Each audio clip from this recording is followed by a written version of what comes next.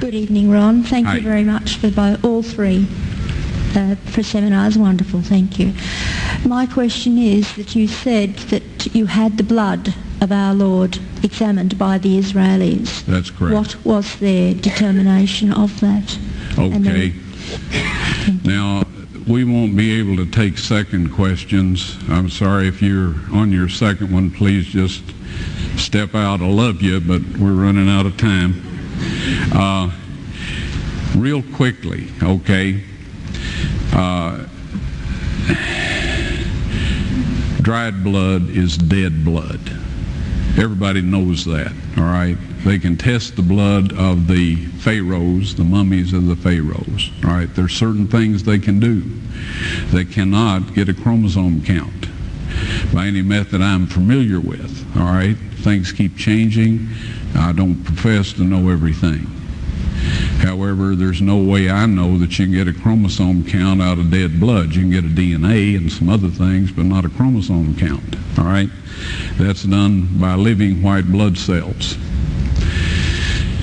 Now then, first of all, in this analysis, I took the blood into a laboratory in Israel. I asked one of the people I work with in antiquities, where is a good laboratory that does reliable work?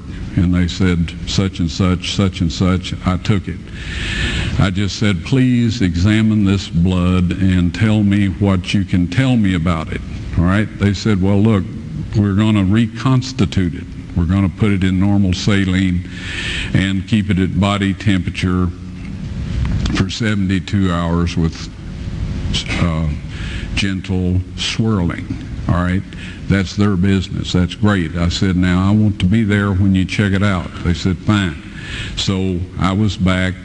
They checked it out. I said, now, they said it's human blood. We can tell that. They did whatever tests they need to do. And then I said, take some of the white blood cells and put them in a growth medium and keep them at body temperature for 48 hours. And they said, well, that'll do no good because it's dead blood. I said, would you please do that for me? And they said, okay, we'll do it. So anyway, I said, I want to be there when you take it out and examine it. So I was back there. They took it out, examined it under a microscope, and the one technician called the other one over there, and then they called the boss over there, and they were talking Hebrew a mile a minute there for a little bit, and they looked at me and they said, Mr. Wyatt, this human blood only has 24 chromosomes in it. Everybody else has 46. You see, 23 from your mother, 23 from your father, 22 autosomes from your mother, 22 autosomes from your father. You get an X from your mother, you may get an X or a Y from your father, all right? This blood had 23 chromosomes from the mother's side, one Y chromosome only. You see, the child could not have developed if they hadn't had the autosomes from the mother. So all of his physical characteristics were determined by his mother's side of the family, her autosomes.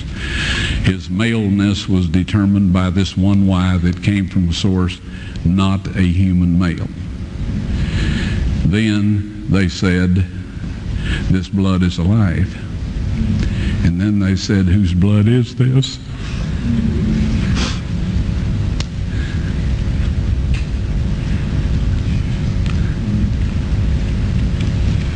I said, it's the blood of your Messiah.